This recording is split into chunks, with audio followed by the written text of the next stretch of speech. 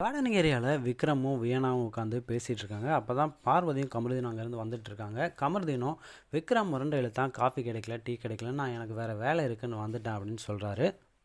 அப்போ பார்த்து பார்வதியோ பக்கத்தில் நின்று கொஞ்சம் க்ளோஸ் ஆகுறாங்க.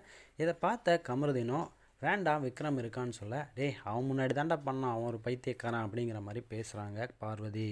இதை பார்த்துட்டு இருந்த விக்ரமும் வியனாவும் ஷாக் ஆகுறாங்க. இவங்க 2 பேரால் தான் நமக்கு முட்டை, பால், டீலாம் கிடைக்கல, கொஞ்சம் கூட மனசாட்சி இல்லாமல் மறுபடியும் அதே தப்பை பண்ணுறாங்க அப்படின்னு.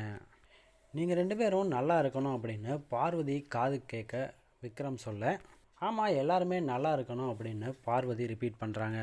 இதை கேட்ட விக்ரமும் பால், முட்டை, டீலாம் இல்லாமல் எல்லாரும் எப்படி நல்லா இருப்போம் அப்படின்னு சொல்ல, பார்வதியும் நாங்களும் கதறிட்டு தான் இருக்கோம் அப்படின்னு சொல்ல, வியானாவும் அந்த இடத்துல ஒரு கேள்வி கேட்குறாங்க, உங்களை பார்த்தா கதற மாதிரி தெரியலையே அப்படின்னு. வியானா சொன்னது என்னமோ கரெக்டாக தான் இருக்குது, அவங்கள பார்த்தா கதற மாதிரி தெரியல, மறுபடியும் அதே தப்பை தான் திருப்பி பண்ணிகிட்டு இருக்காங்க. இதை பற்றின உங்களோட கருத்துக்களை கமெண்ட்ஸ் பாக்ஸில் ஷேர் பண்ணுங்கள்.